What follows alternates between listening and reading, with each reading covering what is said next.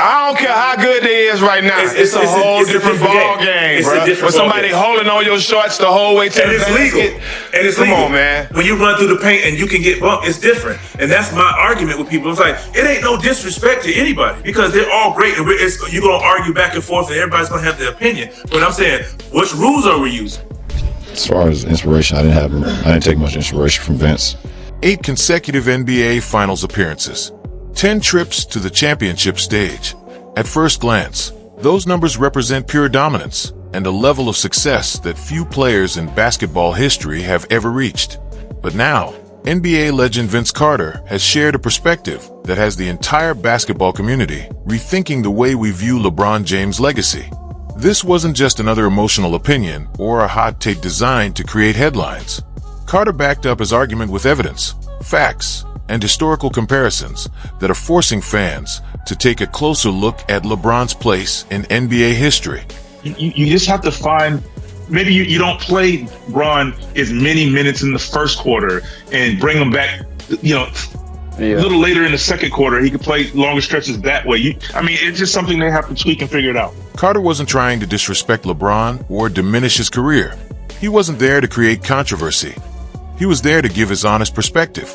During a 2025 retirement interview, Vince Carter was asked about LeBron James' position among the greatest players in NBA history. What started as a normal conversation quickly took a surprising turn. Carter began by showing respect. "I respect LeBron," he said.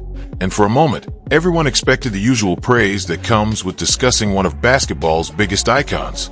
But then Vince shifted the conversation. He challenged the way people define dominance. Let's be honest about what we're actually calling dominance here. The reaction was immediate. The interviewer was clearly caught off guard because Carter wasn't just repeating the typical storyline. He was questioning it. Then Vince made his biggest point. He argued that LeBron's path through the Eastern Conference from 2011 to 2018 was not as difficult as many people make it seem.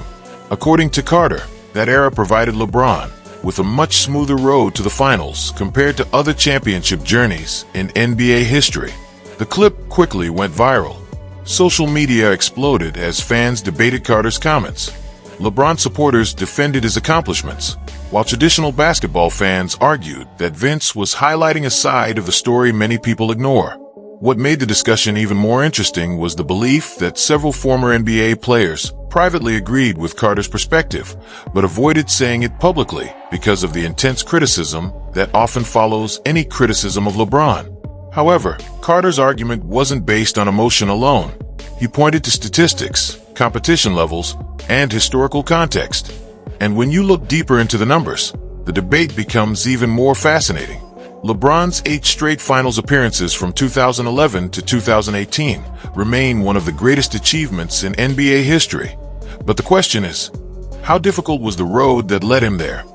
That's well said. And that's what I said, because you're going to always ruffle feathers. If you're a diehard Bron fan, you think it's disrespect when you say otherwise about him, Kobe, and Mike. So that's just, it's going to be an ongoing battle because unless they ever played against each other. Just imagine them playing against each other. Ooh. So for the record, you got MJ, Kobe, and then LeBron? Yes. Can LeBron, in your opinion, with LeBron's maybe 2-3 years left, maybe 4, does he have an opportunity in your mind to possibly jump Kobe? He has an opportunity. I mean, and it's just gonna be based off of that Eastern Conference stretch wasn't just considered weaker.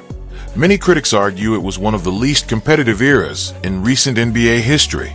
Teams with average records were suddenly viewed as serious contenders, simply because there weren't many elite threats standing in their way. In several seasons, the second-best team in the East likely would have struggled to even reach the second round if they had been competing in the Western Conference. Some teams may not have even secured a playoff spot in the West, and the numbers back up that argument. During LeBron's 8-year final streak, only a small number of Eastern Conference playoff teams reached the 55-win mark. Meanwhile, the Western Conference was loaded with elite teams, winning 55 or more games almost every season.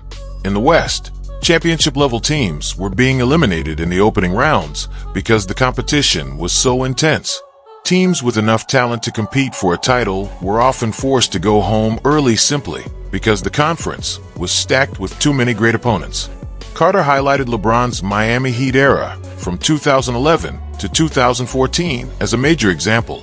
When comparing the teams Miami faced in the East to the level of competition Western Conference teams had to survive every night, the difference was massive.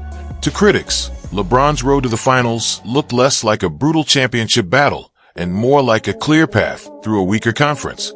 That's why Carter's comments created such a major reaction, because the statistics appeared to support his argument. The reality is that uncomfortable conversations often create the biggest debates. The Celtics' Big Three era was fading, held together by experience and memories of past success. The Pacers were tough, competitive, and well-coached, but many questioned whether they could truly survive a 7-game series against the elite teams dominating the West. Because out West, the environment was completely different. While LeBron was navigating the Eastern Conference playoffs, Western teams were fighting through a basketball battlefield every single round. San Antonio was still operating like a championship machine under Greg Popovich, with Tim Duncan, Tony Parker, and Manu Ginobili executing at an incredible level. Oklahoma City had Kevin Durant and Russell Westbrook playing at superstar levels, overwhelming opponents with their athleticism and scoring ability. The Clippers created Lob City, with Chris Paul controlling the offense and Blake Griffin delivering highlight reel performances night after night. Golden State was building the foundation of what would become one of the greatest teams in NBA history. Houston had James Harden dominating defenders and carrying an unstoppable offensive attack. Even Memphis brought a completely different challenge, using a physical, defensive style that could frustrate and defeat almost anyone on any given night. Every Western Conference playoff series felt like a battle between championship contenders. Elite teams were eliminating each other before they even had a chance to reach the finals. Spurs versus Thunder, a 7-game war filled with incredible intensity. Warriors versus Spurs, a showcase of elite-level basketball between two powerhouse organizations. And the argument Carter was making was simple. Many of those Western Conference teams would have had a much easier time advancing through the East. When Vince Carter made this point, it carried more weight because he wasn't just watching from the outside. He experienced both conferences firsthand. He didn't base his opinion on statistics alone. He felt the difference physically, through the battles, the injuries, the exhaustion, and the pressure of competing against those teams every single night. I wanted to get your take on LeBron because you've played against him since he was a young pup. What's the biggest difference of him then and now in terms of how he just keeps getting better? Dedication. He has goals in mind, what he wants to accomplish, and it's clear that he wants to be the greatest. You know, when he's saying, I want to play so many years, like I'm saying, I want to play as long as I can. He wants to be the greatest. Michael Jordan, Kobe Bryant, those are the people that we throw around. He wants to be there. So I think now, moving from the Eastern Conference to the Western Conference was like going from a casual basketball environment into a full-scale battle. The speed, physicality, and overall talent level were on another level entirely. Western Conference road trips were exhausting challenges. One night, you were facing the disciplined brilliance of San Antonio. The next, you were dealing with Portland's rising young stars. Then you were heading to Los Angeles to battle the Clippers' explosive Lob City era, followed by a trip to Phoenix, where the pace never slowed down. Every arena brought another serious test. Every opponent had the ability to challenge a championship team. Now compare that to LeBron's journey through the East. There were certainly strong opponents like Miami and Cleveland, but after that, the competition often came from teams like Indiana, Atlanta, or the early championship contending Raptors. These were respected teams, but many critics questioned whether they were truly built to survive a championship-level war. The argument was simple. In the West, teams were fighting just to survive. In the East, LeBron often had a much clearer path to the finals. Carter didn't hold back. His belief was that the Western Conference was where the toughest championship battles were happening, while the finals often felt like the final step after the real battles had already taken place. That statement created controversy because many fans believed there was truth behind it. By the time the finals arrived, the Western Conference teams had already been through a brutal series of elite matchups. Then there was another factor that complicated the idea of LeBron as an underdog: his team's situations. In 2011, LeBron didn't simply join Miami. He helped create one of the most powerful teams of the era. Dwayne Wade and Chris Bosh were not ordinary supporting players. They were all-stars in their prime, proven stars with the talent and experience to dominate. The Heat weren't just assembled randomly. They were designed to become a championship machine. And in the Eastern Conference, that formula worked. The Celtics' Big Three was aging. Chicago had Derrick Rose, a superstar talent whose career was changed by injuries. Beyond those teams, many opponents struggled to match Miami's level of talent. When LeBron returned to Cleveland, the approach was similar. Build another powerhouse around elite talent. Kevin Love joined the team. Kyrie Irving developed into a superstar. And the Cavaliers created a roster featuring 3 all-star level players, surrounded by players who perfectly fit their roles. Meanwhile, many Eastern Conference teams were trying to compete with far fewer star players. The balance of power was already heavily tilted, but the West operated differently. San Antonio didn't rely on collecting superstar names. They built a championship culture around a system, discipline, and flawless execution. The Spurs were able to defeat teams because of teamwork, preparation, and basketball fundamentals. Golden State followed a different path.